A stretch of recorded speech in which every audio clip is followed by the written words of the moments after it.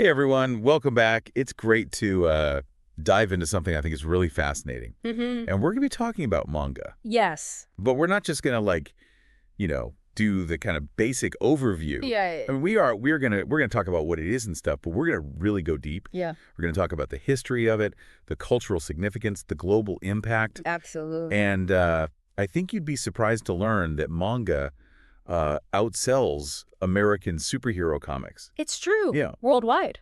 It's a global phenomenon. It really is. It's got this incredible ability to connect with readers across cultures and Like way more than superheroes. yeah. And today we're gonna kind of unpack how it became such a powerhouse. Yeah, for sure. So before we go global, Oh, let's just, for anybody who might not know, Yeah. let's just define what we mean by manga. yeah. So our source, Manga, Wikipedia.pdf, describes it as comics or graphic novels originating in Japan. And they encompass a really wide array of genres, very much like traditional literature. Okay. But what sets manga apart is its deep connection to Japanese culture and history. Okay, yeah. And speaking of history, I was amazed to discover that manga has roots going back centuries. Oh, yeah. This isn't just some recent, Right.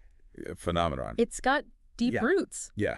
We can actually trace its origins back to illustrated scrolls like Toba Ethon Wow. from as early as the 12th century. Wow. These scrolls, with their sequential art and storytelling, are really considered early precursors to manga. I see. And of course, we can't forget the influence of woodblock printing, which was a technique that was really instrumental in the mass production of early manga. Okay. Yeah. So it's fascinating to see how all those early art forms helped, They all set in. yeah, they fed into the manga we know today. Yeah. But when did they actually start using the term manga? So the term itself emerged in the late 18th century. Our source highlights Santo Kyutsuden's Shiji no Yukikai from 1798 as a significant milestone. Okay. And even the famed ukiyo-e artist Hokusai, Oh, wow. who's known for, the Great Wave off Kanagawa, he published a series of sketchbooks called Hokusai Manga Caddy. in the early 1800s. I had no idea Hokusai was connected to manga. Yeah.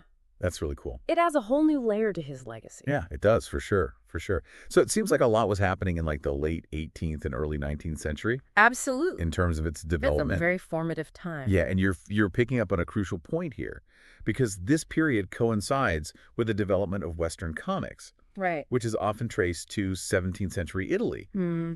So this suggests that manga and Western comics were kind of evolving along parallel tracks, Interesting, yeah. each influenced by their unique cultural contexts. Yeah. That's really cool. That kind of upends the assumption that one predates the other. They were both kind of finding their footing around the same time in totally different parts of the world. Yeah. But something tells me that manga's popularity really exploded later on. Oh, absolutely. I mean, we're talking about a global phenomenon now. So, when did that happen? So while those early roots are essential, Yeah. the post-World War II era was truly transformative for manga. Okay. It was during this time that artists like Osamu Tezuka and Michiko Hasegawa emerged, and they really shaped the landscape of modern manga. See, I can't talk about manga without mentioning Osamu Tezuka, Astro Boy. Iconic. It's iconic. What was it about his work that resonated so deeply? Well, I mean, he's often hailed as the god of manga. Rightfully so. And for good reason. Yeah. He revolutionized the medium by incorporating cinematic techniques. Oh, okay. Using panels like a film director uses camera angles. Oh, interesting. So think dynamic action sequences, dramatic close-ups, Okay. elements that weren't really common in comics before. Okay. So he really elevated the medium. He did. It's like he took the visual language of film and just made it accessible in comic form. Exactly. Yeah. And that's so cool. Yeah, this cinematic approach made manga so dynamic and engaging, Right. and it really drew readers into the stories in a whole new way. Okay. Yeah. And then you've got Michiko Hasegawa, Okay. the creative mind behind Saze-san, Yeah. which offered a really heartwarming glimpse into the everyday life of a Japanese family. It's like a slice of life sitcom, That's a great way to put it. but in manga form. Yeah. Yeah, Hasegawa's focus on really relatable characters and their daily routines, I think, resonated with a really wide audience. Ooh. And her work really paved the way for this incredible diversity of genres that we see in manga today. Yeah. And speaking of genres, One thing that always strikes me about manga is how it's organized, you know? You Right. got your shonen, your shoujo, even your seinen and seijin. Yeah. It's a lot more defined than what I'm used to seeing with Western comics. You're right. That's a really astute observation. And I think this distinct categorization, it highlights a really fundamental difference between manga and Western comics. Good. Because these categories aren't just marketing tools, right? Right. They reflect a really deep understanding of the target audience and their interests. So it's not even just about age, it's also about like the specific themes and styles that appeal to different demographics. Precisely, yeah.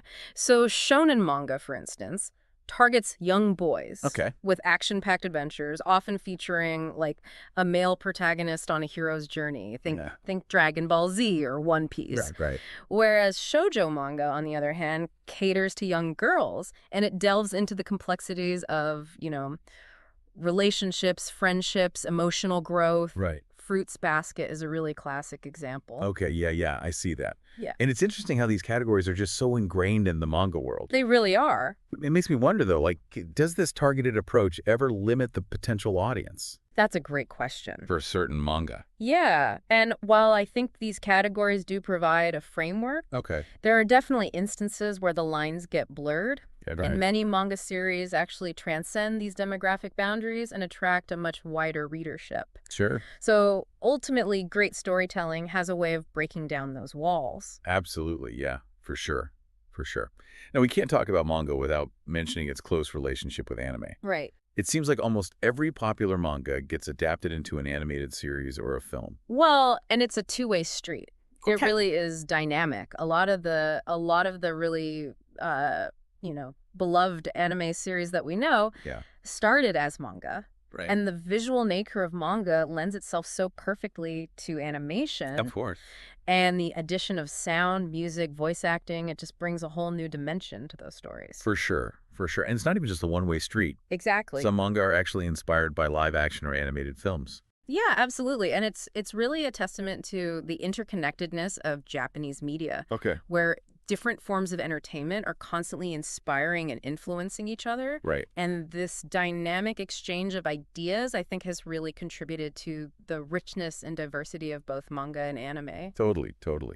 And that interconnectedness kind of extends beyond Japan's borders, too. It does. We were talking earlier about manga's global reach. Right. It's not just a local phenomenon anymore. Oh, absolutely not. Yeah, it's become a global powerhouse. Yeah. It really has. I mean, it's challenging the dominance of American superhero comics in a lot of parts of the world. Wow. Yeah, and in fact, in 2022, the manga market in Japan alone was valued at a staggering, are you ready for this? Right?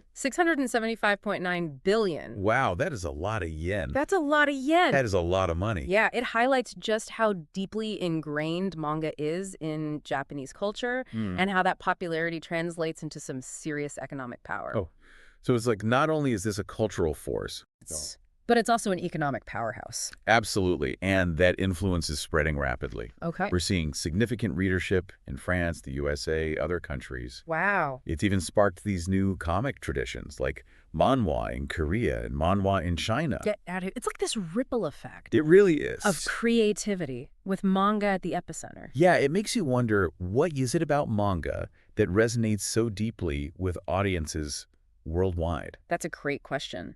Is it the storytelling, the compelling stories? Yeah. Is it the dynamic art? Is it these relatable characters? Or is it the way that manga explores, universal themes, but through this very unique cultural lens? Right. Yeah. I mean, speaking of cultural differences, there's one thing that always throws me off when I pick up a manga for the first time. Okay. It's the reading format, Oh, yeah. right to left. The classic right to left. It takes some getting used to. It's a hallmark of traditional Japanese writing, though. Right. And by extension, Yeah. manga. And this difference has actually led to some debate among publishers Okay. about whether to flip manga for Western audiences, Yeah. mirroring the pages to read left to right.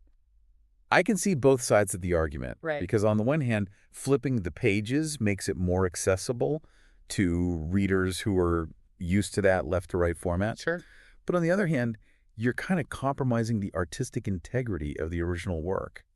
Some would argue that Yeah. it can alter the flow of the panels, the composition of the scenes, Right. even subtly change the meaning. It's like watching a film in reverse. Right, exactly. You know, it might be watchable, but it's not the way the director intended it. Exactly. So it's this tricky situation, balancing accessibility with preserving artistic intent. It really is. It's a testament to the challenges of cultural translation and the nuances that come up when you're sharing these art forms across these different traditions. For sure. Yeah, it's definitely something to consider when you're approaching manga, I think. It's not just about the story and the art. Right. It's also about appreciating that cultural context in which it was created. Absolutely. Yeah. It's like we've been saying this whole time, manga is more than just entertainment. Yeah.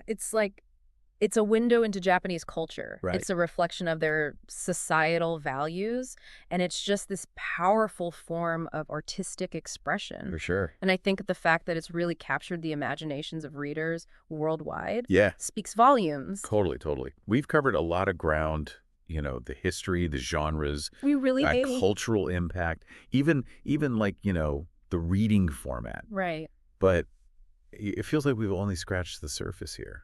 There's always more to uncover, right? I mean, we haven't even touched on like the rise of digital manga Oh, or yeah. web manga as it's known in Japan. Yeah. Platforms like Pixiv and Twitter have become like breeding grounds for all this new talent. It's really democratized the industry. Yeah. And it's giving rise to some like hugely successful series. That's wild to think that something as simple as like a tweet I know. can spark a global phenomenon. It's really incredible. That's so cool. Yeah. And let's not forget about, like, you know, the awards Oh, yeah, right? within the manga industry. Yeah, they've got Like, I know there's some big ones. there are like the Kodansha Manga Award and the Shogakukan Manga Award. These are like Okay. huge deals. Yeah. They recognize excellence in all these different genres. Right. And they're very coveted by manga artists. So that really speaks to how seriously manga is taken as like an art form Oh, absolutely. and like a profession. Yeah. And there are even universities in Japan. Get out of here. Oh, yeah. That offer dedicated manga courses, Wow. which I think just further solidifies its status as a respected field of study. Wow. Okay, so from centuries-old scrolls to digital platforms, Right. university courses, manga has come a long way. It really has. It's really cool, though, how it's this constantly evolving Mm. medium, but it seems like one thing remains constant, and that's its power to tell these really captivating stories Yeah. that resonate with people from all different backgrounds. Totally. I think it's a testament to just the enduring power of human creativity. Yeah. And our shared desire to connect with these stories that move us and challenge us and really like transport us to other worlds. Well, sure.